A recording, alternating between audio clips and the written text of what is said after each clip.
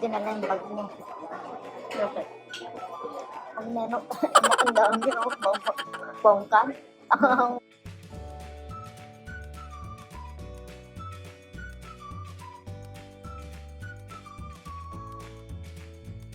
Hi guys! Today is February 14. Ayan, nandito tayo ngayon sa Denmark. And you see, medyo snowy. Ang sakit sa kamay guys. Ang sakit sa kamay kasi malamig. Hindi ko alam ko lang degree ngayon eh. Wala kasi akong net. So yun. Mamaya explore natin. May hinahanap lang kami sa... Hi guys! So for today's video, isi-share ko sa inyo ang experience ko dito sa Denmark. Isa sa mga pinakamagandang bansa sa Europa. Ang Denmark ay matatagpuan sa Northern Europe at bahagi ng Scandinavia. Kilala ito sa pagiging isa sa mga pinakamasasayang bansa sa mundo. Yes, consistently nasa top sila pagdating sa happiness index. Bali, ang capital ng Denmark ay Copenhagen na sobrang ganda at very modern pero may halong historical vibe. Isa sa mga mapapansin nyo dito ay ang daming nagbabike sa Denmark. Pero ngayon guys, hindi nyo makikita kasi winter. Madalang. Pero pag summer, napakaraming nagbabike dito. Sa Denmark, mas common pa ang pagbibisikleta kaysa sa kotse. Kasi nga, very eco-friendly at healthy ang lifestyle nila. Isa ang Denmark sa mga nangunguna pagdating sa sustainability. Mahilig sila sa renewable energy like wind power. Kaya very environment friendly ang bansa nila. So guys, hindi ko na rin itatago. Medyo may kamahalan ng cost of living dito. Pero ano naman guys, makikita mo naman kung bakit kasi sobrang linis, organized at safe ang paligid. At pagdating naman sa food, dapat ninyong matry ang Smo Brew. Iaano ko na lang guys kasi hindi ko alam kung tama yung pronunciation ko. Ilalagay ko na lang dyan para basahin ninyo. Bali, isang open sandwich na may iba't ibang toppings tulad ng isda, karne at gulay. Simple pero masarap. At syempre, malamig ang weather dito, lalo na sa winter, kaya make sure na ready ang inyong mga jacket. Næste stop, Sønder Frihavn.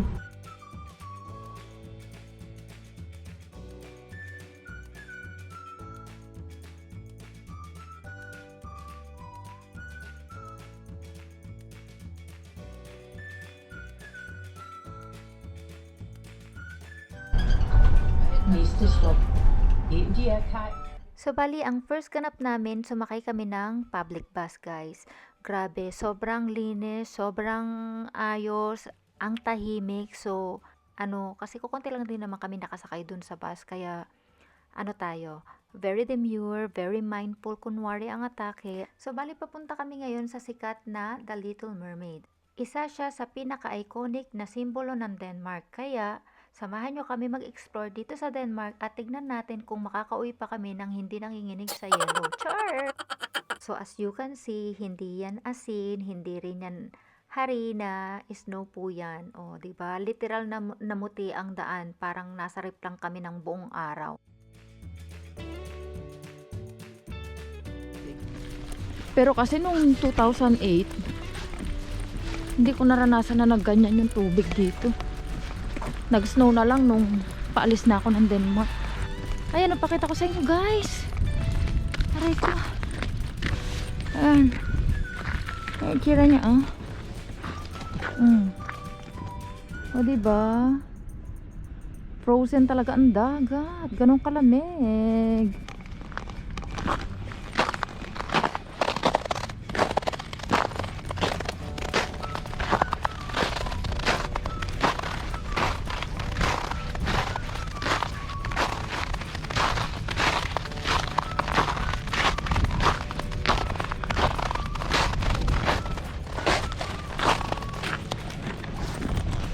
O diba? Ang sarap tong ganong feeling. Dito ko lang naranasan kasi doon naman sa Spain, hindi naman nag-snow. O diba? Dito lang. At least kahit pa paano ma-experience natin ang snow.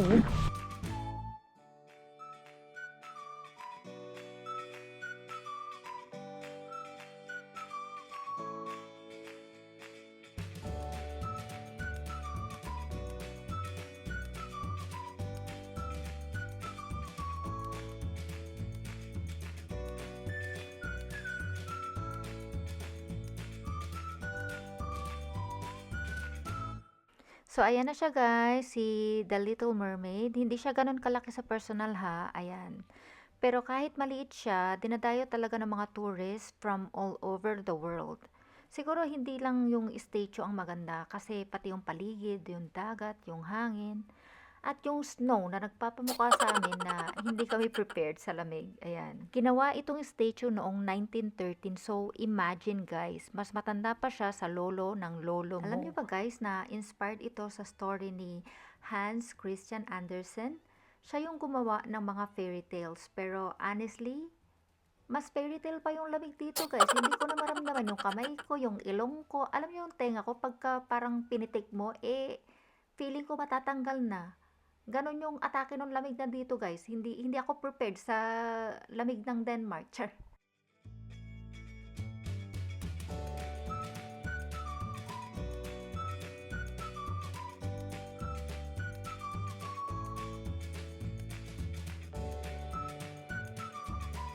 At saka nakakaganda dito, promise. Say hi to my vlog din. Habang naglalakad kami, feel na feel ko yung chill vibe ng Copenhagen. Literal na chill kasi ang lamig, pero ang sarap sa feeling, tahimik, malinis at sobrang peaceful. Simple pero ang ganda, parang bawat sulok ay postcard worthy.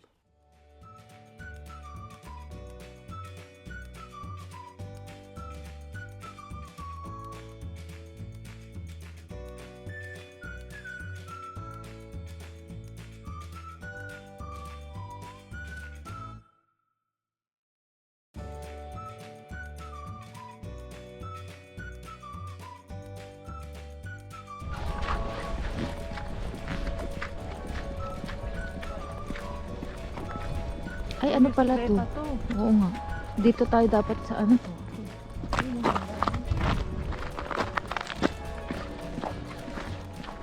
Baka mapitpitan kami dito dahil pang bike to eh.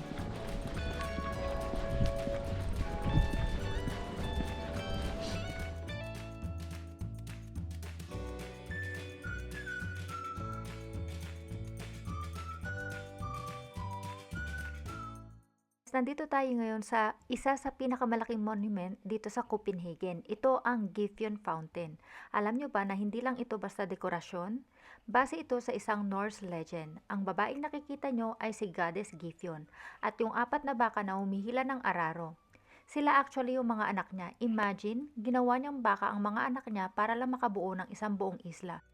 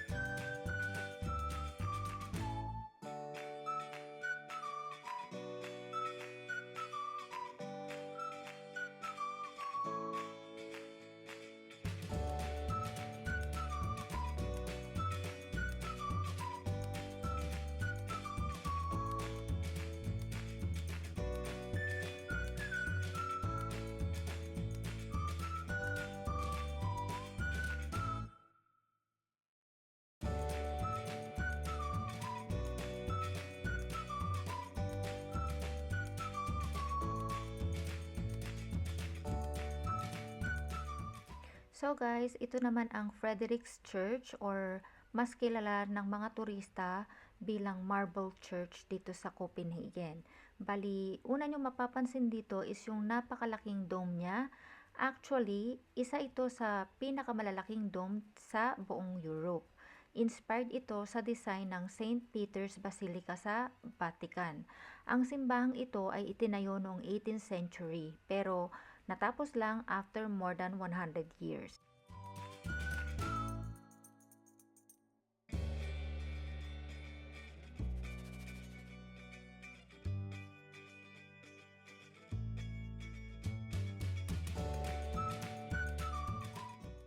So guys, ito naman ang Rådhusplassen. Bali, parang ito yung pinaka-heart ng city kung saan nagaganap ang events, gatherings, at celebration.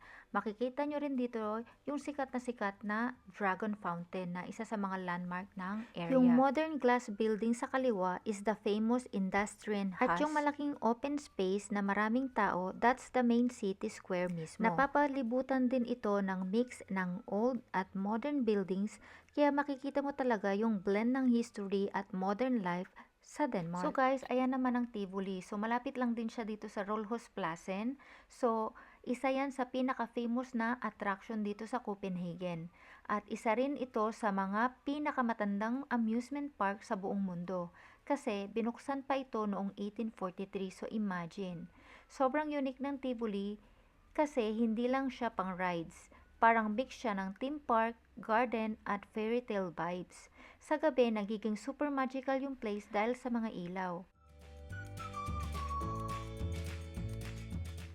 So guys, ito naman ang Norreport, isa sa pinaka-busy na area sa Copenhagen. Dito dumadaan ang maraming tao at transport. Isa ito sa pinakamahabang walking streets sa Europe, kung saan makikita ang iba't ibang shops, street performers, at restaurant. So guys, nagkaroon ako ng mission dito. Hinanap ko talaga yung dati kong binibilhan ng food kasi ang alam ko lang na name niya is China Box. Syempre, na-excite ako palikan, parang reunion namin, ganon. So, mura talaga siya. Tapos, lagi akong dumadaan dito after ko ng work kasi nagti-take away ako. Tapos, nakalagay lang siya sa China Box or sa box na ano. Tapos, nung nakita ko na ayan, nag-iba talaga siya. So, parang same place, pero hindi na siya yung naaalala ko. Yung presyo, nag-iba na rin. So, medyo, alam mo yun, yung parang, basta, iba na yung feeling, iba na yung vibe niya para sa akin. So, parang siya lang yung ex mo na kilala mo, pero hindi na siya yung dati.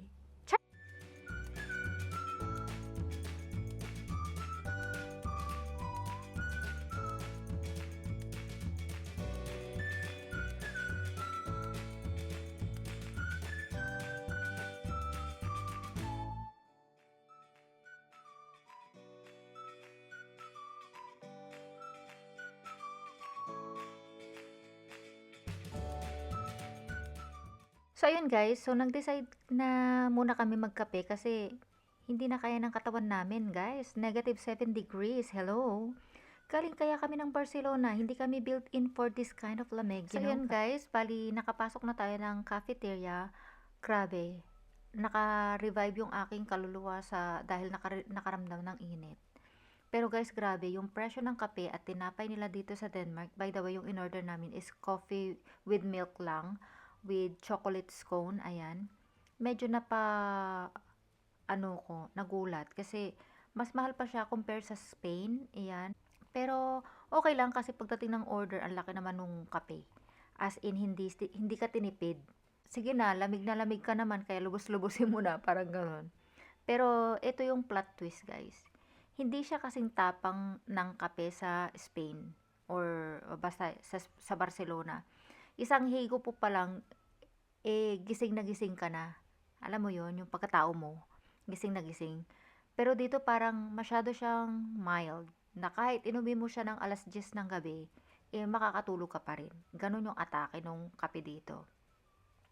Kaya yun, so, doon ko lang talaga na-realize nung nakahigop na ako ng kape na medyo pricey talaga yung kape nila dito kasi ang binayaran ko dyan 151 krona, kinonvert ko siya sa euro, pumapatak siya ng 22 or 23-ish. Kung i-compare ko yung price sa Spain, makakabili ka na ng kape with bread or ng croissant na sa halagang 250 to 3 euro or sabihin na natin 5 euro. Yun na yung pinaka mataas na kong price sa Spain. So, medyo mahal talaga dito sa Denmark.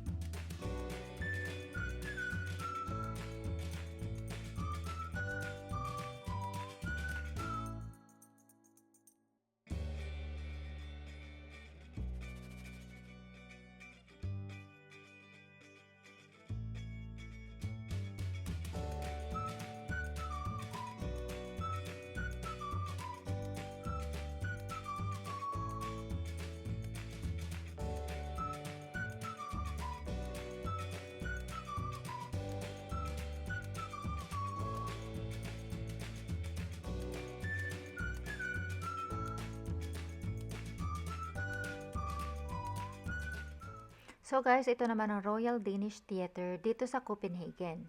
Isa ito sa pinakaimportanteng cultural buildings sa Denmark. Dito ginaganap ang mga opera, ballet at theater performances. So parang center talaga siya ng mga performing arts nila. Matatagpuan ito sa Kongens Nytorv, isa sa pinakasikat at malalaking square sa gitna ng Copenhagen.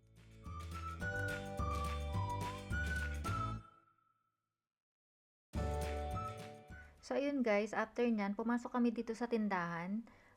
Hindi ko na matandaan yung name niya exactly. The Magazine or Magazine yung name nung mall. Ayan. So, ang gaganda ng mga gamit nila dito sa Denmark. Very aesthetic, very minimalist, very mahal. Sure. Hindi, medyo may kamahalan siya. Ayan. Kaya kahit gusto kong bilihin, hindi ko na lang binili. Kasi hindi ko rin naman siya masyadong magagamit dito sa Spain kasi iba yung lamig ng Denmark at iba yung lamig ng Spain. Kaya iniwan ko na lang din.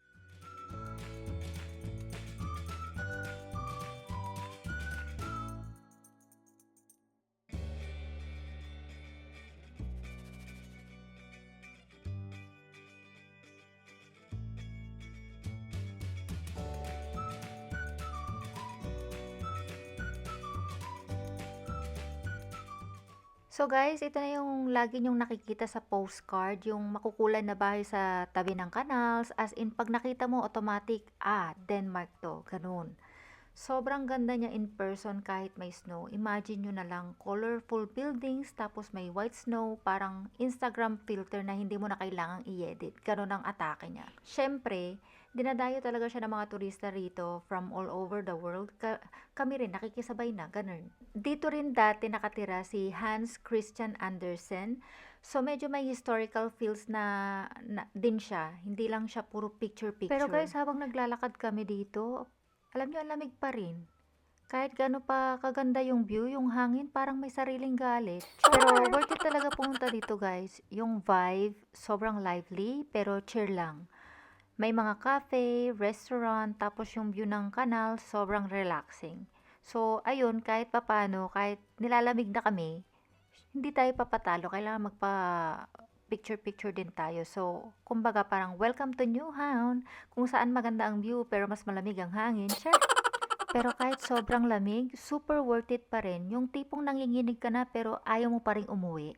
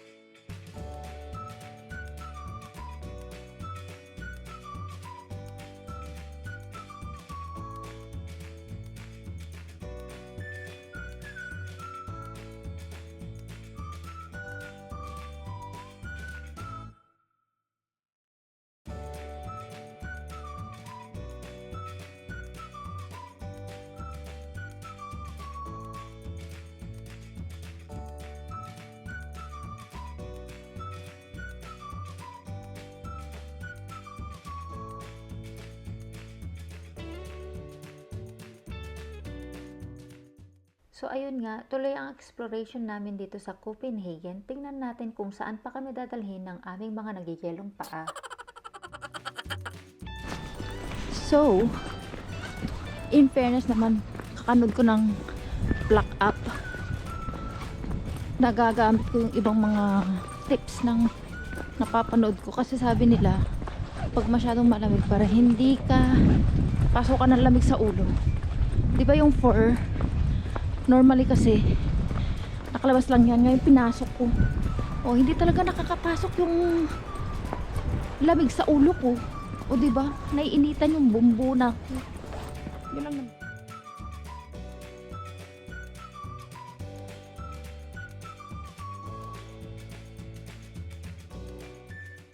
So guys, ang next destination naman natin ay Amalienborg Palace. Bali, ito ang official residence ng Danish royal family. Yes, dito talaga sila nakatira. Ang pinakamalupit pa guys, hindi lang siya isang building. Binubuo ito ng 4 na magkakaparehong palaces na nakacircle sa isang malaking plaza. Sa gitna, makikita nyo ang statue ni Frederick V na nakasakay sa kabayo. Alam niyo ba, kapag nakataas ang flag sa isa sa mga palaces, ibig sabihin nun, nandun ang royal family. At maswerte ka na kung makikita mo rin dito ang changing of the guards. Parang sa London, may ceremony din sila.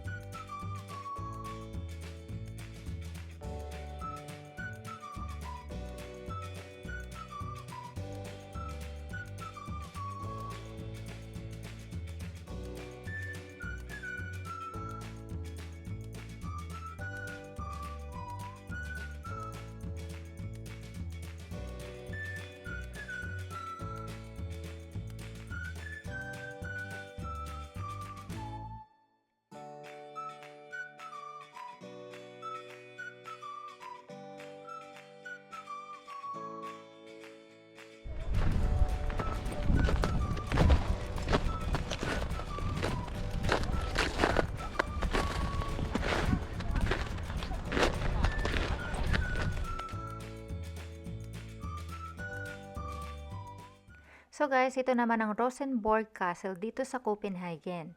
Isa itong royal castle na itinayo noong early 1600 bilang summer resident ng hari, specifically ni Christian IV. Kahit parang maliit siya compare sa ibang castle sa Europe, sobrang detailed at elegant ng design niya.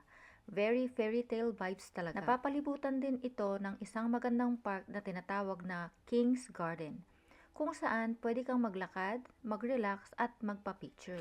Overall, ang Denmark ay hindi lang maganda sa pictures. Sobrang linis, peaceful at ang sarap ng vibe. Kahit minsan hindi ka makapasok sa mga attractions, sulit pa rin ang experience mo.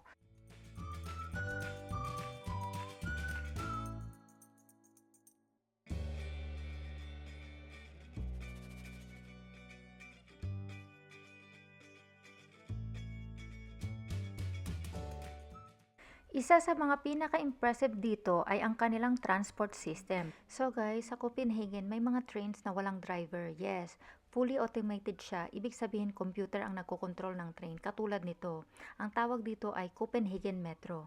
Napaka-modern, efficient ang system nila. At madalas pa ang dating ng trains kaya hindi ka na masyado maghihintay. Isa pang cool thing, dahil walang driver, pwede kang umupo sa pinakaharap ng train at makita ang view ng tunnel habang umaandar. Super clean din at organized ang stations. Kaya very convenient talaga para sa mga commuter at tourist. Parang nasa futuristic movie ka habang nasa metro. Very advanced talaga ang technology nila dito. Overall, ang Denmark ay perfect destination kung gusto mo ng peaceful, malinis at super aesthetic na lugar. Definitely worth visiting.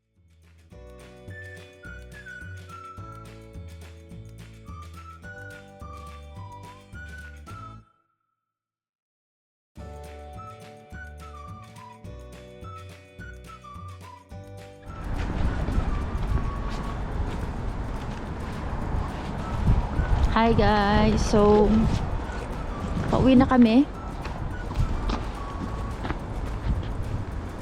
So pauwi na kami ng Espanya. Ayan, so -3 guys. And medyo mahangin.